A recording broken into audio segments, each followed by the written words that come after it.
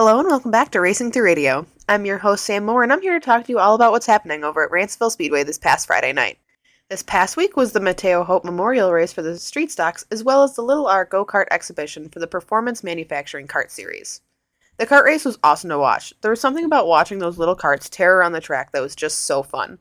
These kids were doing all they could to win and they didn't shy away from a little paint-to-paint exchange. Well, realistically rap-to-rap exchange, but paint-to-paint sounds so much cooler. They did 2 laps with 5 karts each, and one of the karts were actually Josh Allen themed. It had like the whole Bills zebra print going on the number 17. I don't think I could tell you where they placed, but I can tell you they didn't crash. So that's what really counts. I thought it was super rad considering a lot of people love supporting their home team, and I mean, I'm not a huge Bills fan, but a lot of people are. I'm just not a huge football fan, to be fair. The second race, however, I'm pretty sure somebody did crash. The kart just kind of bounced off what appeared to be a tire they had lining the track. It looked like those kart tires just kind of pop off. When it did pop off, however, they just kind of popped it back into place, and I honestly wish our Sportsman cars were that easy to fix when we touched the wall. I would love to just kind of Lego our cars back together, easy peasy fix style, but no, we get to play Axle Straightener 5000 with our accidents. Ready to take your home from the pits to the winner's circle? Brendel Painting and Renovation Services has the crew that will get you there. One call does it all. 845-5544. Race fans, take a pit stop at the Thousand Islands Cruet for olive oils and vinegars that will bring the taste of victory right to your kitchen. Dress your salads, marinate your meats. Visit them online, thecruet.com. Derek Wagner and DJ Rosinski were on the front row of the Sterling Lubricant Dirt Car Sportsman feature. Cody McPherson would take third from Dave Conant on lap 3 and would then chase down Rosinski for second. Taking advantage of the restarts, McPherson would take the lead away from Wagner on lap 19 to secure his win. I actually got to talk to McPherson after his race, which kind of made me feel way cooler than I actually am. He was super chill to talk to, which I imagine comes with being in victory lane 4 times this season. He's got to be pretty experienced with interviews and probably used to doing them with people much more qualified to talk about racing than me. How did it feel to be out there tonight? Yeah, it was really good. It's our 4th win here this year, and it took a lot of effort and work, and luckily we had a couple of restarts, and we were able to capitalize and get the win. I gotta ask, the outside of your trailer feels a little bit more casino with the reds and the golds, but your car is green. Is there a reason for that? Wow, this one's teal. I mean, I thought it was green, but then he pointed out it was teal, and I got to looking at it again, and I was like, yeah, that is teal. I only run this car on Friday nights, and my other car is actually red, gold, and it's the same design, but red and gold, and I've been gold for the last few years with that number and that. Yeah, this one we try to do something a little different, a color no one really does, so we went with the teal, and But, we got on talking that the green is bad news for racing superstition because it's a superstition that everybody knows. And his car is almost green. But you know what he told me? That he thinks that superstition is a bunch of bull. That green isn't unlucky.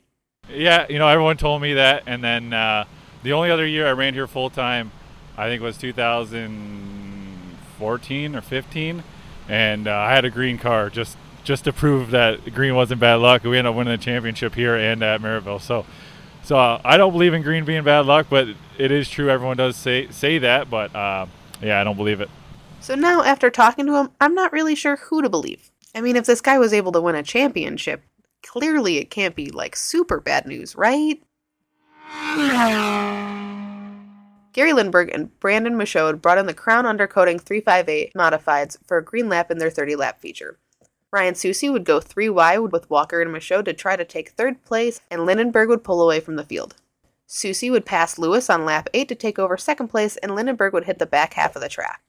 Williamson would muscle his way past Walker for 4th place, and then would go after Steve Lewis for 3rd. Lindenberg would drive away from the field to score his 4th win of the season and 8th of his career, tying him with Bruce Van Dyke, Ron Smoker, and Brett Hearn for the 36th of all-time wins list. Damian Long and Brandon Sherwood brought out the Kaipo Chevrolet Street Stocks to green in their Butler Excavating Empire Street Stock event. Sherwood showed the way early on with Long and Jimmy Grant. Larry Vick and Justin Neff got together in turn 4, bringing out the lap's first caution on lap 4. On the restart, Sherwood would continue to show the way. Jimmy Grant was able to use lap traffic to reel in Sherwood and Wolf, making it a 3-car battle for the lead. The caution would come out for debris on the track on lap 18, setting up for a restart. Wolf would take over the lead on lap 18 and would pull away from the field. Joey Zimmerman slowed in turn 4 to bring out the caution on lap 24, and the late lap restart would see Wolf pull away from Sherwood, and Sherwood would hold off Jimmy Grant. Wolf would pull away and score the win ahead of Sherwood. The finish of the race is under review, pending on post-race tech. Tyler Foster and Cameron Rowland led the Kevin Carpet Cleaning Novice Sportsmen to their green in their feature event. Kyle Teeter would spin out in turn 2 to bring out the caution on lap 4.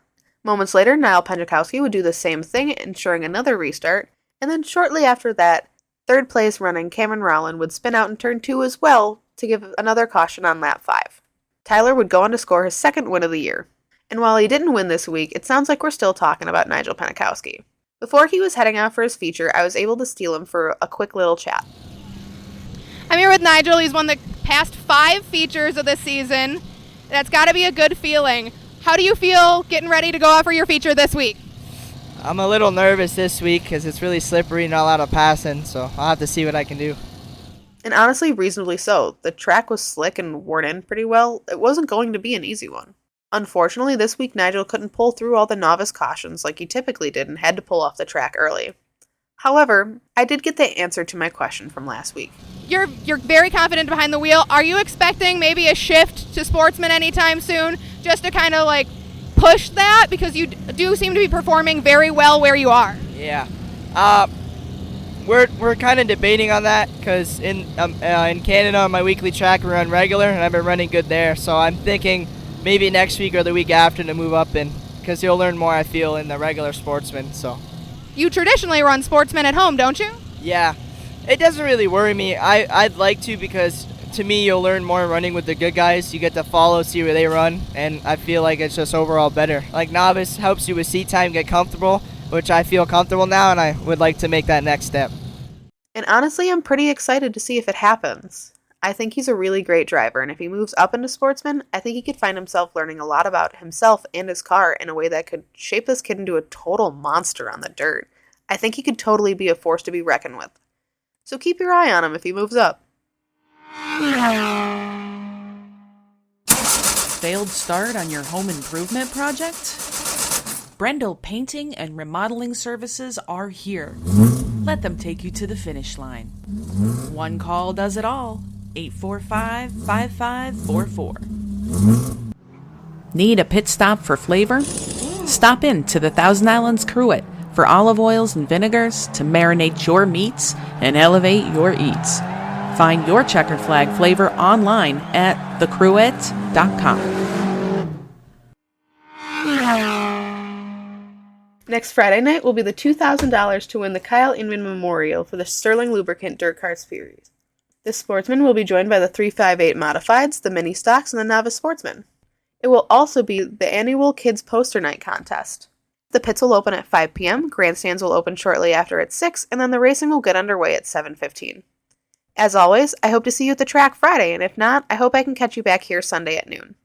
And if you're tuning in late, you missed a part of the episode, or who knows, maybe you can't get enough to re-listening of old episodes of Racing Through Radio. Monday, you can find the full episodes listed on the WLVL website, as well as our More Family Racing YouTube channel.